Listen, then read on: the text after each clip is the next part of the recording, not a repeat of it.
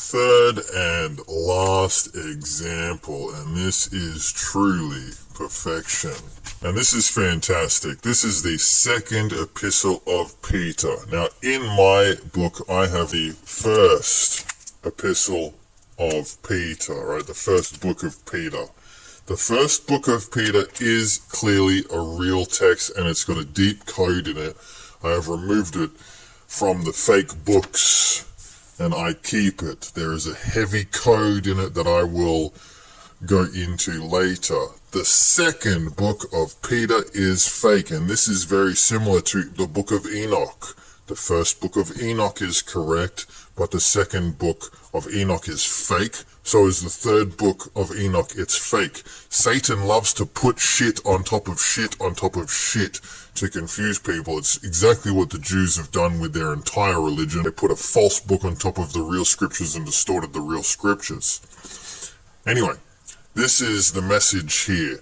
We've got the second epistle of Peter, and we've got the real text, 4th Maccabees. What they like to do is they like to ban the real books with the real knowledge, but they're incredibly smart.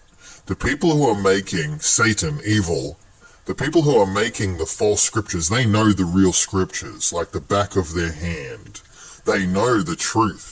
So they ban the truth and then they distort it. So the 4th Maccabees talks to us directly about virtues and gives us unhindered philosophy and precision and knowledge and wisdom on what temperance, prudence, reasoning is. See, we can see it right here, temperance, prudence. It talks directly without a single line of dribble and waffle, and clearly with great specificity and details tells us what being holy and righteous is. And here is the dribble. So whoever made this goes, okay, we're going to ban the real text, right? So read 4th Maccabees if you want to know what holiness and righteousness is. We know the real text. We've banned it, basically, and we've distorted it in the Catholic Bibles, so it sounds nothing like the original text, even if they have it. And then we're going to put in this bullshit epistle that absolutely says nothing on what it is, right? And besides this, giving all diligence, add to your faith virtue, and to virtue knowledge, and to knowledge temperance, and to temperance patience, and to patience holiness, and to holiness brotherly kindness, and to brotherly kindness love. Blah, blah, blah, blah, blah, blah, blah, fucking blah, says nothing.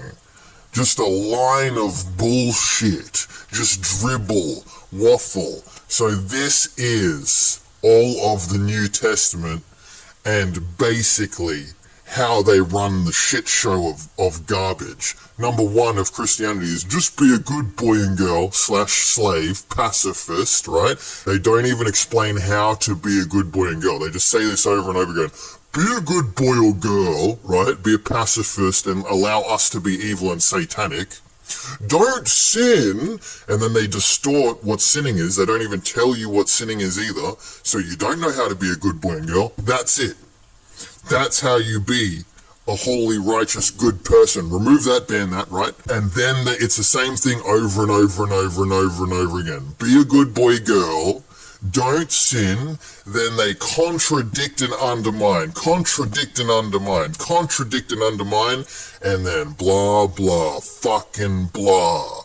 And we can see that right here. This is the perfect example, right? Let's just read through this. It's infinite words and not a single coherent sentence. To them that have obtained like precious faith with us through the righteousness of Elohim and our Adonai, grace and peace be multiplied to you through the knowledge of the deity and of Yahushua HaMashiach, according to his divine power, has given to us all things, that to life and holiness through the knowledge of him.